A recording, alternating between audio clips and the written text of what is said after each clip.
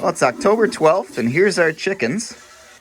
They just got some fresh bedding a minute ago, so they are about as happy as chickens can get in this kind of situation. They like that. They like to fluff around in it and find a place to sit down. They're about 1 week away from being butchered, but don't tell them that. There we go. Everything's back in. Hungry, hungry chickies.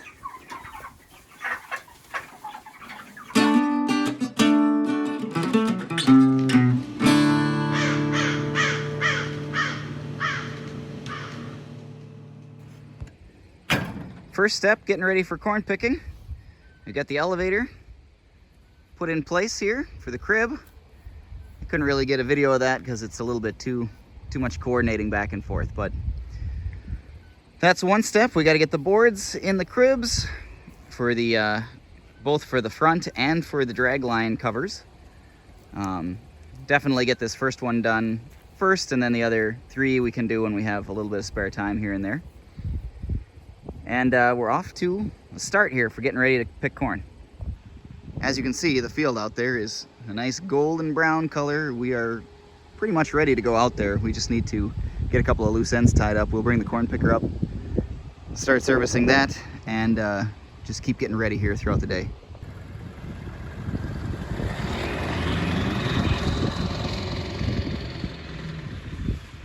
Dad is off to Albert Lea Seed Company. We finalized our cover crop mix. We're a little bit behind. We should have had this decision made about 2 weeks ago, maybe longer, about what we're going to put in to the soybean ground. So here we got some soybean stubble behind me, for example. We're going to put a mix of 40 pounds of cereal rye and 8 pounds of hairy vetch on those fields that are going to go into corn next year. So he's off to get that, and we are going to try to get that on as soon as we can. Now, yesterday we finished up with soybeans. We got the wagons all tarped and covered. And then last night we had a pretty good storm system come through here. Dumped about 1 3/4 inches of rain on us. So all the ground is, it's too wet to go in the fields today for anything. We couldn't pick corn today or seed cover crops or anything. So we're just working on getting equipment ready and getting set up for corn picking. I'm gonna finish putting the boards in the crib. We just finished lunch. And then after that, I'm gonna get the corn picker up. I'm going to grease that, tune it up, check all the chains, oil, standard procedure, get that thing ready to go. I've got a wagon that I can get ready to go. The other wagon has beans in it, so. But basically, we're just spending the day getting ready for what's next. Now, before I get busy here, I do want to take a minute to express some appreciation. In trying to figure out that cover crop mixture, I've never worked with hairy vetch, so I was a little bit apprehensive about it. I knew I wanted to get a legume on, preferably an overwintering legume like that, but I didn't know if it was too late. NRCS says you shouldn't be planting it past September 15th, I think, and of course we're well beyond that. We're in October.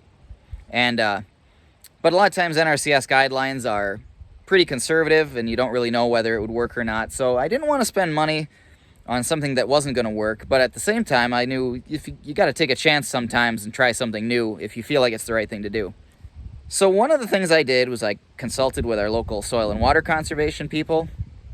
We're still in a cost share program. This is the very last cover crop that we're going to be planting with a cost share program with them. So I wanted to make sure they were okay with me changing the mix and using some hairy vetch. And they were, but they didn't have a lot of experience. Only one other person in our county has done it, and he did it this year. So there's not a backlog of experience there. So after I talked to our soil and water conservation person that we work with, then the next thing I did was I called some folks at the Minnesota Soil Health Coalition. And that's a nice little group. It's a local, statewide group that is really invested in regenerative agriculture practices and getting other farmers to adopt these principles.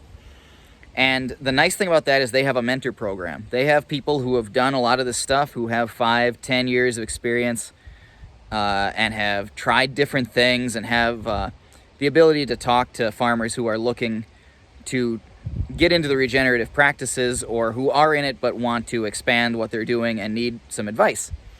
So what was really nice is that I was able to get a couple of names of some farmers from a person at the Minnesota Soil Health Coalition, and said, these folks have experience with hairy vetch. You can talk to them. They can tell you if it's a good idea or not. And let you know what you should be watching out for. And so that was great. I was able to put in calls to 3 different farmers. A couple of them called me back, good enough.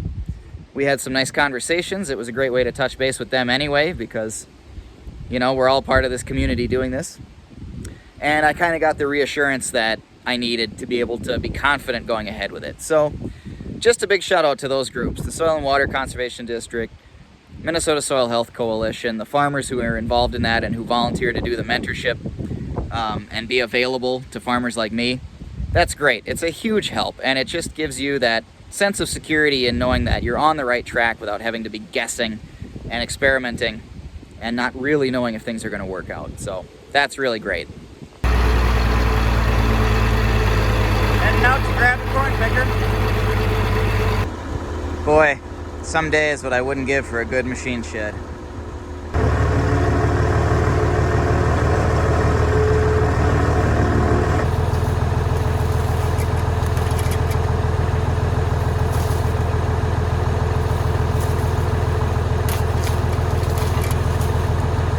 Alright, well, I got the picker up here, pumped up the tires, greased a few of the easy zerks to get at, then figured I better run it a little bit to help clear the leaves out of it.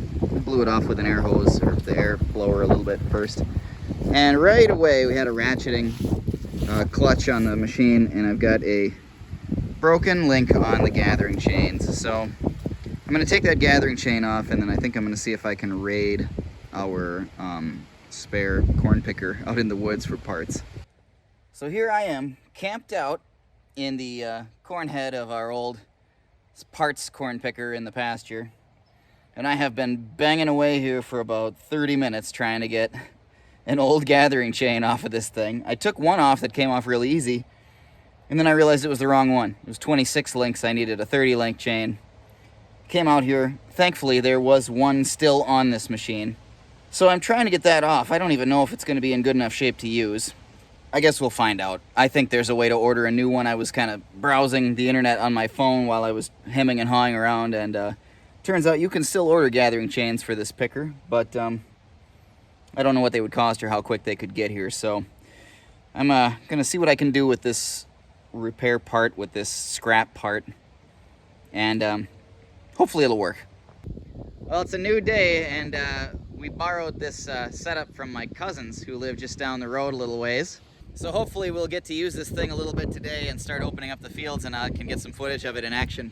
Like Dad said, we only use it for just the bare minimum because it's not very much fun to run, but it is handy because with the regular pull type picker, if you're going down the middle of a field for the 2 rows of corn that you're actually taking into the picker, you're running over 2 more, and this solves that problem. So just to catch up here, it is Tuesday, October 13th. It's a new day here on the farm. As I already showed, Dad and I brought home that new Idea mounted picker that's on a Farmall 400 gas tractor, which we borrow from my cousins to open up the fields.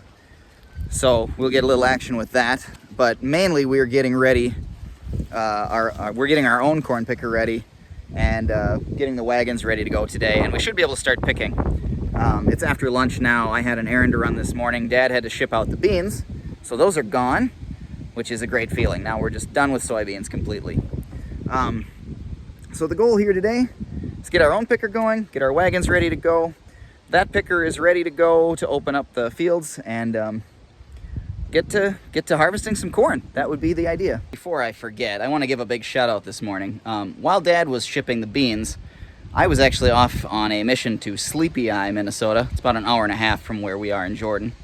And I was buying a half a hog, which I had ordered from Fisher's Sleepy Bison Acres. That's Craig Fisher and his family. They run a farm that practices regenerative agriculture principles, and they raise pastured bison and pastured pork, and I believe they have chickens and eggs and stuff too. So one of the things, I have leaves on my hat. I look like a fool.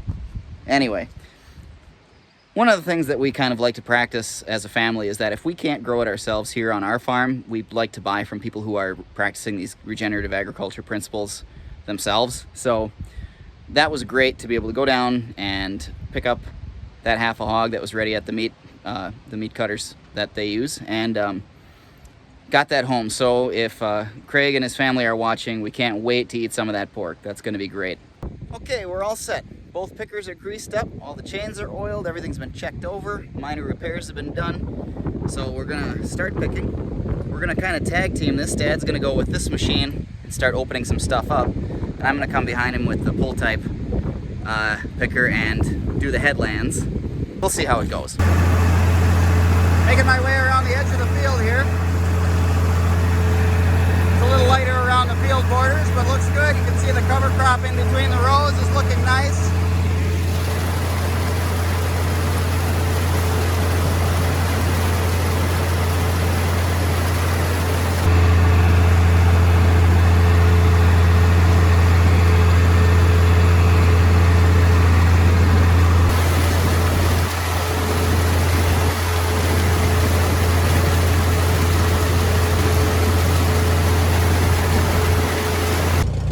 Here we go, guys. First load of corn, taking her up to the elevator. It's only really notable because it's the first. There's going to be a lot more like that.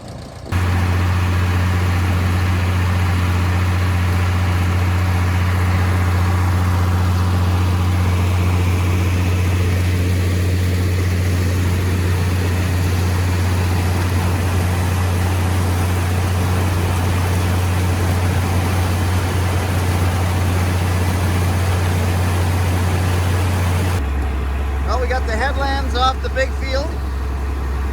Dad has taken the other picker and he's headed down. He's opening up a new section here. And I have got another full load. That's two just getting the headlands off. That doesn't usually happen. I'm waiting for Dad to come through the field here with the mounted picker so I can catch him coming out the end of the main rows here. But since I'm kind of waiting for him, just want to take a minute, point out the nice green cover crops. I'll probably point that out a few times considering this channel is sort of about regenerative agriculture, right? So we're doing corn harvest now, but we got to focus on the fact that we've got these interseeded cover crops that are looking nice and green in between the corn rows. There's looking the other way. I just love that. So after we get the corn harvested here, then I'll probably come in and actually drill in another cover crop before winter. Put in like 60 pounds of cereal rye if I can manage it in the right amount of time here.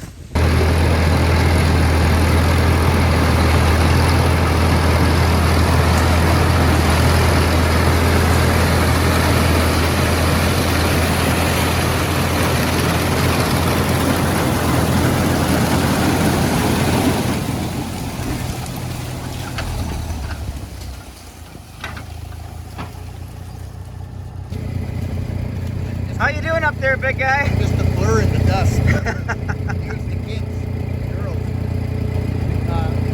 Will you walk down the rows there from where I just came out? Sure. And stand between the 81st and the 82nd row. 81 and 82. Stand between those two. Counting from where you just came out. The opening here.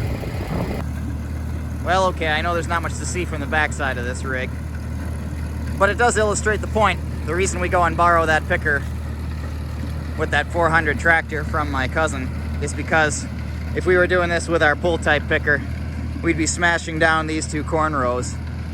Then when you turn around on the other end, you're trying to come back driving in this space and picking these smashed down corn stalks up with the head on the pull type picker. And it's just easier to do this because it doesn't run anything down except for the two rows you're harvesting. Dad's got a mathematical formula figured out for however many rows he counts before he splits the field in another place. The whole point of it is just to minimize your turnaround time. First, we'll go into the areas that he's opening up now, and we'll pick corn in an ever widening swath of harvested area.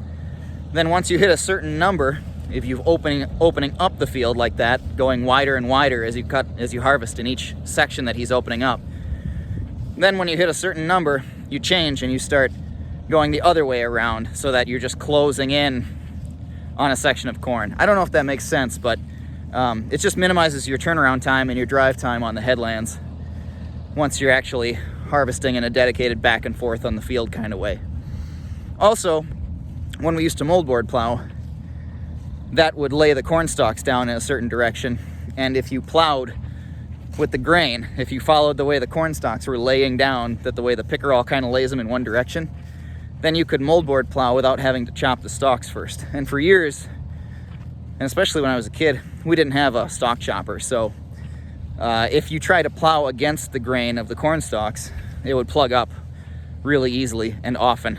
So we would try to open up the field. We'd pick the field in a certain pattern, and then you'd plow it in that same pattern. And the plow would still block up, but it would minimize it to a certain extent, as much as possible. I gotta tell you guys, and I'm pretty sure I said this last year too, but it really merits repeating. Corn picking is my favorite thing to do. I don't mind baling hay. I don't mind combining soybeans, it's fine. But this is really fun for me. Something about it, I just like picking corn. So I am gonna be really enjoying the next few days. And I hope that I get some good footage that you can all enjoy too.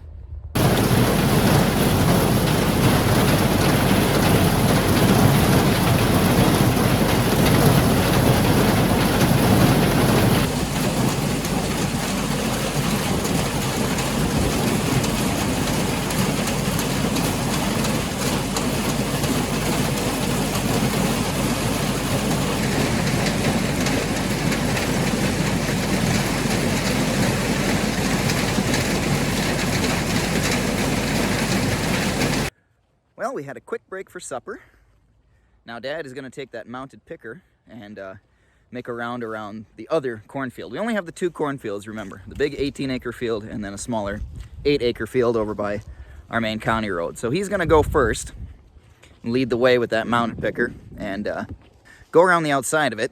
And then I am going to follow him with our regular corn picker, our pull-type corn picker, and go around and do the headlands and rounds around the outside of the field so that we will have everything ready. And then all he'll have to do in the morning is open it up with the mounted picker. And then the mounted picker can go back to my cousin after that because we will be done with it. That's all we want to use it for. In fact, Dad said in the 18-acre field when he was doing the strips down through the center of that field to open that up into sections, that the corn is running so heavy in there that picker cannot keep up with it. So that's a good sign.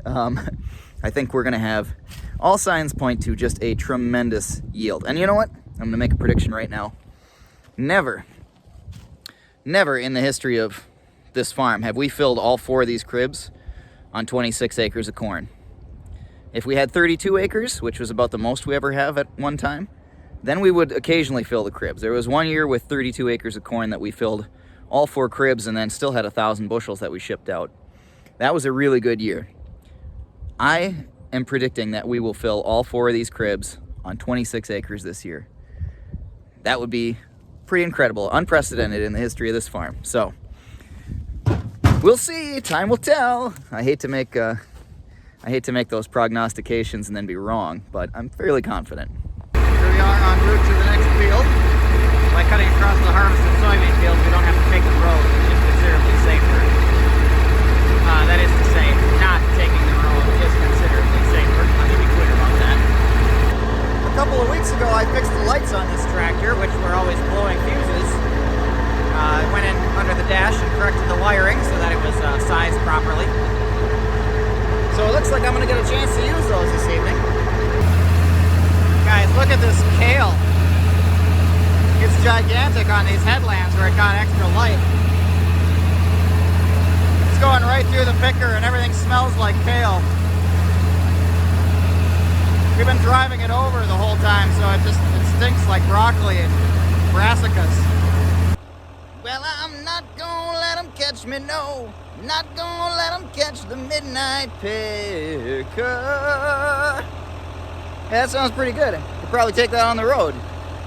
I got all the headlands picked off except for one last pass. Wagon filled up on me, so couldn't go any further. Can't pick into a wagon that's full. So I brought the whole rig home. Now the wagon that was behind the mounted picker is full too. So tomorrow morning we'll have 2 wagons to empty first thing in the morning. And then we can go after it. My plan is to get here fairly early, and now that the headlands are off. Once the headlands are off and the field's opened up, then you can start making those straight passes up and down the field and actually make pretty productive time. And we'll switch to just using the 1 picker, and then Dad will pick and I'll run load, so it's like a big relay. And that usually lets you make pretty good time. So Here's hoping for a productive day tomorrow, and that's it for tonight.